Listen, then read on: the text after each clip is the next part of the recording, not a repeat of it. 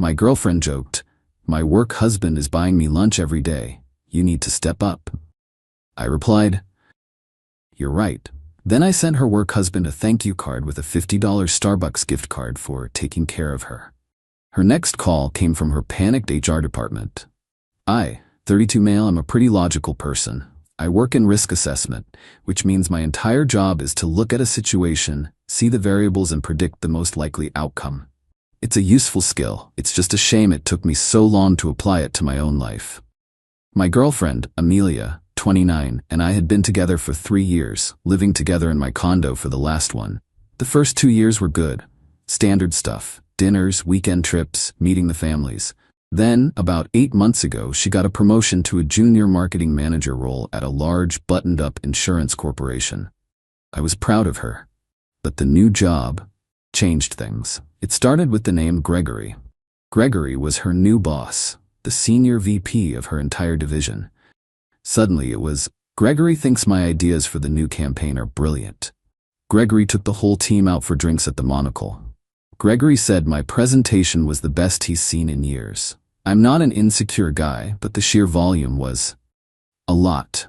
I'm all for having good relationships with your colleagues, but this felt different. It felt like validation seeking. Then, about 3 months ago, the work husband joke started. It was cute at first. "Ha, my work husband Gregory is bringing me coffee again." Then it got less cute. "Gregory and I are so in sync, it's crazy. We finish each other's sentences."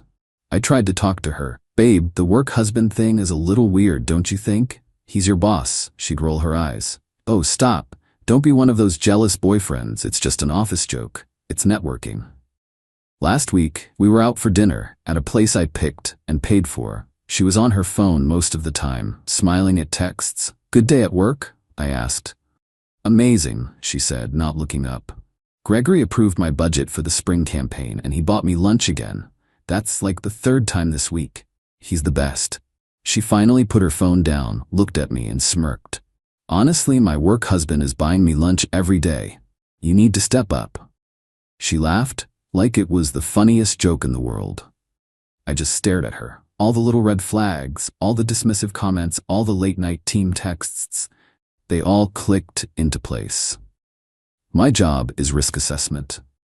And the risk I was assessing right now was that my girlfriend was, at best, emotionally cheating on me with her married, 40-something boss, and at worst, I was the clueless idiot funding her life while she was auditioning for a new one. And she wasn't just doing it, she was mocking me for it. "You need to step up." A weird calm washed over me. The hurt was there, but it was underneath a thick layer of clarity. I smiled back, a small, tight smile. "You're right," I said. "That's very generous of him. I should thank him." Amelia's smirk faltered just for a second. "What? Don't be weird." "No, I'm serious. It's nice to know someone is taking care of you at the office. I'll step up." The rest of dinner was quiet. She went back to her phone, probably texting Gregory. I just ate my meal and planned. The next morning, I did my research. It took 10 minutes. Gregory's full name from her LinkedIn. A quick search found his wife's very public Facebook page. Pictures of their 2 kids and a boat. Lovely. Then I found what I was really looking for. Amelia's company is a publicly traded insurance giant. They have to post their corporate governance policies online. I found the 80-page Code of Conduct and Ethics PDF. I skipped to the section on personal relationships in the workplace. It was ironclad. Any romantic or personal relationship between a manager and a direct subordinate was a critical conflict of interest and strictly prohibited. It specified that even the appearance of such a relationship could result in an immediate investigation and disciplinary action, up to and including termination. It also specifically mentioned that managers giving or receiving excessive personal gifts or benefits to subordinates was a fireable offense. They'd built the entire trap themselves. I went online. I ordered a $50 Starbucks gift card. Then I ordered a very bland, professional thank you card. I paid extra for next-day delivery. When the card arrived, I wrote in it with my neatest, most earnest handwriting. "Dear Gregory, I'm writing to send a small, sincere thank you for all the support you've been giving my girlfriend, Amelia Vance. She mentions you all the time, especially how you've been kind enough to buy her lunch almost every day of the week. In this busy world, It's just wonderful to know she has such a supportive and generous manager looking out for her. Thanks for taking such good care of her. All the best, Liam Forster, Amelia's. I put the gift card inside. I addressed it to Mr. Gregory Stilton, Senior VP of Marketing, at his corporate office address. I mailed it on Tuesday. The rest of the week was normal. I was polite but distant. Amelia didn't notice. She was too busy on her phone, working. Friday, 2:30 p.m. I'm in the middle of analyzing a spreadsheet. My phone buzzes on my desk. Missed call. Amelia. My phone buzzes again. Text Amelia, call me right now. What did you do? Liam, I am not kidding. What did you do? Gregory is in a meeting with HR. They called me in. They have your card. Call me, now. I silenced my phone and put it face down on my desk. I replied, in a deep dive meeting, can't talk. What's up? I finished my workday. I drove home slowly, listening to a podcast about economic history. I felt nothing, just quiet. I got to my condo. Amelia's luxury sedan, the one I co-signed the lease for stupidly, was parked crooked in her spot. I walked in. She was standing in the living room, in her full corporate armor, but her face was pale and blotchy. She'd been crying. Liam, she shrieked, the second she saw me. What did you do? Hi, babe. Rough day? I said, taking off my jacket. Don't rough day me. I was called into an emergency meeting with HR. Our head of HR and Gregory and 2 lawyers on video call. Oh no, why? They had a card, Liam, a thank you card from you, with a gift card in it. Why would you do that? Why would you send that? I feigned confusion. I did what I said. I thanked him. You said he buys you lunch every day. I was just being polite, showing my appreciation, stepping up, like you said. You idiot, she screamed, and her composure finally cracked. You don't do that. You don't send evidence. You don't write it down. He's my manager. It's against policy. They think there's something going on between us. I just looked at her. I didn't raise my voice. Is there, Amelia? She froze. The blood drained from her face. She finally understood. This wasn't a blunder. It was a mirror. What are you talking about? Is there something going on? Because you've been networking with him for months. You've been letting him buy you things. You've been flaunting your work husband in my face and then mocking me for not measuring up. You seemed pretty proud of it. I just agreed with you. I sent a polite, professional thank you note, boyfriend to manager, thanking him for his generosity. What's the problem? Unless, of course, that generosity is something you both should have been hiding. She sputtered. You did this on purpose. You're trying to ruin my career. No, Amelia. You did this. You and Gregory. You're the ones who violated company policy. You're the ones who disrespected our relationship. I just turned the light on. I'm just a guy who sent a thank you card. What happens next is a direct consequence of your actions. She stared at me, her mind racing, trying to find a way to spin this. Liam, please, she tried, her voice changing, becoming a plea. You have to fix this. You have to call them. Call HR and tell them. Tell them you're just a clueless, overeager boyfriend. Tell them you misunderstood. Please, Liam, they've suspended me. I'm suspended, pending investigation. Suspended? I asked, raising an eyebrow. Wow, they're taking a $50 Starbucks card really seriously. Must be a very strict policy. Liam, please. No, I said. It was quiet but final. I will not be lying to a corporation's legal department for you. This investigation is between you, Gregory, and your HR department. I walked to the hall closet and pulled out her spare suitcase. I tossed it on the sofa. And since you're suspended, you'll have plenty of time to pack. I want you out. Tonight. What? You can't kick me out. Liam, I have nowhere to go. My car. You can go stay with your work husband, I said. Oh wait, he's probably busy explaining this to his actual wife right now. I guess you'll have to call your friend Zara. She just broke. A full-on, screeching, sobbing meltdown. She called me every name in the book. A monster, a sociopath, a saboteur. I just stood there. I'm going to go get a burger, I said. You have 1 hour to pack your immediate essentials. You can arrange a time to get the rest of your things later. If you're not gone when I get back, I'm calling the police to have you escorted from my property. I walked out, got in my car, and left her screaming in the middle of my living room. I didn't even look back. Update 1 week later. It's been a long week. Thanks for all the comments and DMs. It's validating.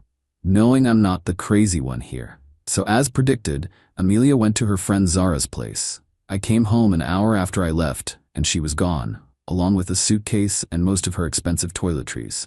She'd left a nasty note on the counter, which I just threw away. First thing Saturday morning, I called a locksmith and had the locks changed on my condo. I've been documenting everything, screenshots of her texts, a copy of the code of conduct I found, a receipt for the card. I sent it all to my friend Ben, who's a contract lawyer. He said, "This is beautiful, man. Plausible deniability all the way. She's toast." The peace and quiet lasted about 48 hours. Then the first wave of entitlement hit. Entitlement Act 1, the phone call from Daddy. Monday night, I get a call from an unknown number. I answer. "Is this Liam?" A deep, gravelly, "I own a yacht" voice. Speaking. "This is Arthur Vance, Amelia's father. Son, I think you and I need to have a chat. You've made a terrible, terrible mistake. You've put my daughter's career in jeopardy over some petty, childish jealousy." "Mr. Vance," I said, keeping my voice level. "I sent a thank you card, that's all." "Don't play coy with me," he barked.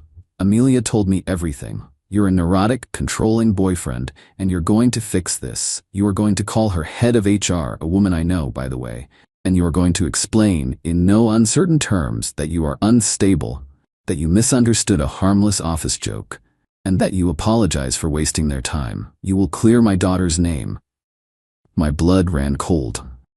The sheer audacity. He wanted me to lie and tank my own reputation to save his daughter, who was, well, you know. "Mr. Vance, with all due respect, no, I will not be doing that. I won't be lying to a corporation's HR department to cover for your daughter's behavior. If a simple thank you card can detonate her entire career, then the problem isn't the card. The problem is what she was doing to deserve it. I'm sorry for her situation, but I will not be perjuring myself for her. Goodbye." I hung up before he could respond. He called back twice. I didn't answer. Entitlement Act 2, the enabler. The next day, the texts from Zara started, a whole wall of them. "Zara, Liam, you are an actual monster. Amelia is destroyed. She hasn't stopped crying. She's on the verge of a breakdown. She could lose everything. All because your fragile little ego couldn't handle her being successful. She's a star and you're a nobody and you couldn't stand it. And now she's going to lose her car. Her payment is due in 3 days and she can't afford it because you got her suspended. She's going to be homeless and carless. I hope you're happy." I read that last text and my stomach dropped. Her car. The silver luxury sedan. The one I co-signed the lease for. When we got it a year ago, her credit was shot, but she needed it for her image. I was stupid and in love, so I co-signed. I'm the primary on the lease. If she misses a payment, it hits my credit. Hard. She'd been making the payments from her account, but I knew I'd been transferring her an extra $300 per month for utilities that I'm pretty sure was just covering the difference. I called Ben immediately. "Ben, I'm an idiot. I co-signed the lease." He sighed. "Okay. That's not good, Liam, but it's manageable. You're on the hook for the money, but we can't let her keep possession of an asset you're financially responsible for, especially when she's unemployed and hostile." This wasn't even revenge. This was financial self-preservation. I called the leasing company. I explained the situation calmly. "I am the primary leaseholder. The co-signer, who has possession of the vehicle, has just been suspended from her job, has vacated my residence, and has informed me she cannot make the upcoming payment. I am no longer comfortable with her having the vehicle, as she is a high risk of default and damage." The finance guy was surprisingly helpful. He said that since I'm the primary and the payment is at risk, I have a few options. We arranged for a voluntary repossession, except I was the one volunteering her car. They agreed to send a tow truck to Zara's apartment complex. I gave them the address. Less than an hour later, my phone exploded. It was Amelia. I let it ring and ring. Then the texts. "Amelia, tow truck is here. They're taking my car." "Liam, you cannot do this. You are stealing my car. I am calling the cops." "Amelia, pick up your phone, you cowardly bastard. I need that car. How am I supposed to live? How will I get to interviews?" I waited a beat, then I replied, "That sounds like a you problem, Amelia. You joked that I needed to step up. I'm stepping up to protect my own finances. You wanted a work husband to take care of you. Ask him for a ride." I blocked her number, and Zara's, and Mr. Vance's. I do feel a little sick. This is messy, and this is going to hurt my credit. I know it, but it's better than paying for a car for a woman who hates me or having her drive it into a pole. This is just consequences. Okay, so the hits keep coming, but I'm still standing. First, the work situation. I heard through a mutual friend, who is firmly on Team Liam, thankfully, what the final verdict was from Amelia's HR investigation. Gregory, he got to keep his job. Barely. He was stripped of his senior VP title, demoted 3 levels down to a senior analyst with no one reporting to him. A career-ending move. He also lost all his unvested stock options and bonuses. He's been transferred to the Risk and Compliance Department, which I'm sure is just a corporate purgatory. His wife did find out, and from what I hear, she's filed for divorce and is taking him for everything. The boat is for sale. Amelia, terminated. Fired for cause. Gross misconduct in violation of the company's code of conduct. They apparently had IT records of their non-work-related chats, and my card was just the final physical proof they needed. So, she's officially unemployed. You'd think that would be the end of it. Oh no, the entitlement just metastasized. Entitlement Act 3, the legal threat. Last Tuesday, I get a very official-looking letter via courier. It's from Vance, Rothman & Klein, Mr. Vance's law firm. It was a cease and desist and demand for compensation. My hands were actually shaking a little. This felt big. The letter, drafted by one of his partners, accused me of malicious and tortious interference with a business relationship. It claimed my unwarranted and harassing communication, the one card, was a calculated act of sabotage designed to inflict emotional and financial distress. It demanded 2 things: that I immediately cease and desist all contact with Amelia, her family, and her former employer, which I had. That I pay Amelia the sum of $50,000 for damages related to her termination, loss of income, emotional distress, and reputational harm. $50,000. I read it twice. They were billing me for getting her fired. I immediately scanned it and sent it to Ben. Ben called me back laughing. Oh, this is rich. This is bully tactics 101, Liam. They're trying to scare you. Tortious interference is incredibly hard to prove. They'd have to prove you knew your action would get her fired and that you only did it for that reason. You have a perfect defense. You were just a naive, supportive boyfriend sending a polite thank you to her generous boss. Your note is proof of your innocent intent. Ben drafted a response on his firm's letterhead. It was a thing of beauty. It basically said, "Our client, Mr. Forster, sent one unsolicited thank you card in a good faith gesture of appreciation. The subsequent employment repercussions for your client, Miss Vance, were a direct result of her own admitted behavior and her manager's subsequent violations of their employer's internal policies. Your client's damages are the natural consequence of her own actions." It finished by saying, "Any further frivolous legal action or threats will be met with a motion for sanctions against your firm for harassment and abusive process." He sent it certified mail. We haven't heard a peep since. Entitlement Act 4, the civil standby. This was the main event. This past Saturday, I'm just cleaning my condo, finally enjoying the space, when there's a loud knock on my door. I look through the peephole. A police officer. My heart hammered. I open the door. "Officer, can I help you?" "Sir, are you Liam Forster?" "Yes. I'm here to conduct a civil standby. A Miss Amelia Vance is here to retrieve her personal property. She's concerned you won't allow her access." I looked past him, and there, on the sidewalk, was Amelia, smirking. Next to her was her father, Arthur Vance, looking like he was about to foreclose on my life. This was their big move. They were trying to use the police to intimidate me. "Oh, absolutely, officer," I said, all calm and reasonable. "I'm happy to help. I've actually had all her belongings boxed up and waiting for her for weeks. She just never arranged a time to get them." I opened my door wider.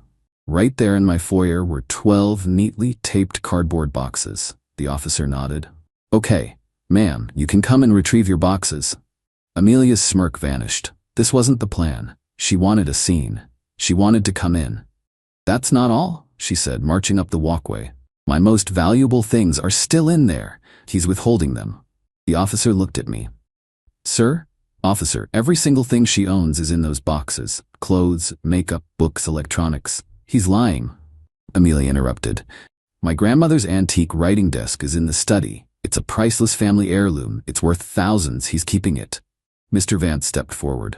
Officer, my daughter is right. This man is holding a valuable piece of our family's property hostage. I was ready for this. Officer, I said calmly, are you referring to the 1920s mahogany desk in the study? Yes, Amelia shouted. My desk. The one I bought at the Main Street Antique Mall in August 2023?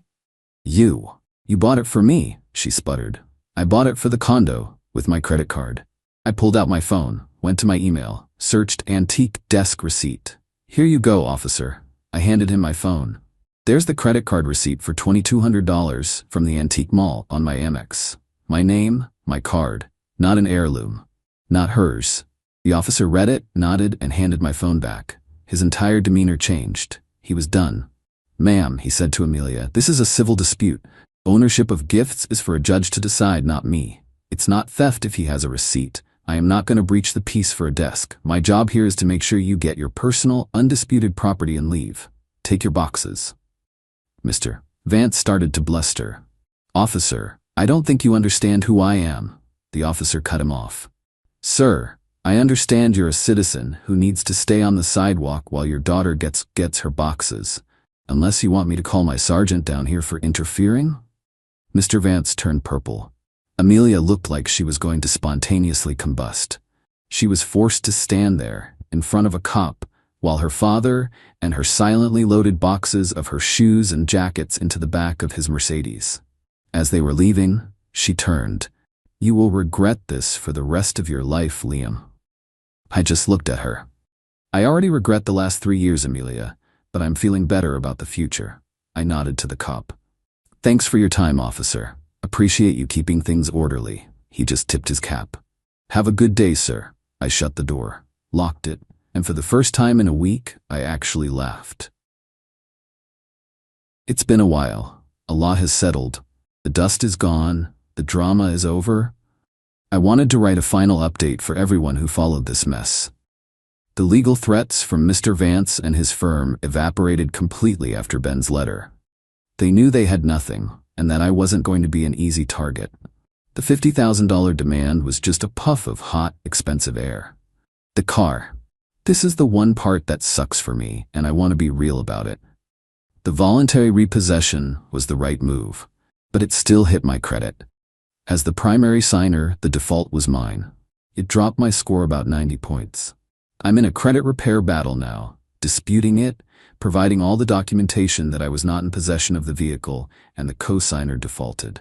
Ben says it's a long, annoying fight, but one I'll eventually win. It's a realistic consequence. I co-signed, I paid a price, it was the cost of extraction, and frankly, worth it. It's just money, and it's just a number. What about them? I've heard bits and pieces from that one mutual friend who I still grab a beer with. His divorce was finalized. His wife took him to the cleaners.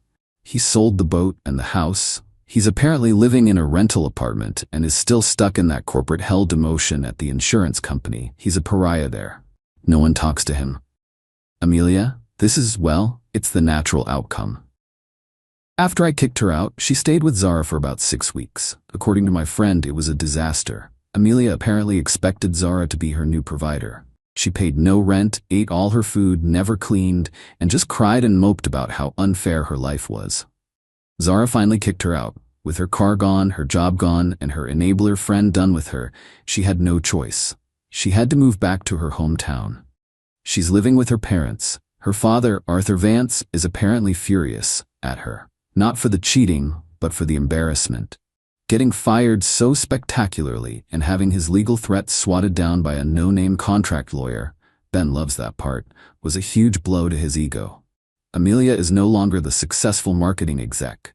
She's working an entry-level admin job at a local insurance office in her small town. The luxury life is gone. As for me, I'm good. I really am. The credit thing is a headache, but it's a solvable headache. My condo feels like my space again. I sold that stupid desk, by the way. Got $1,800 for it, which I used to pay Ben for his time and to take a long weekend vacation. I've been dating someone new for about 2 months. Her name is Maya. She's a landscape architect.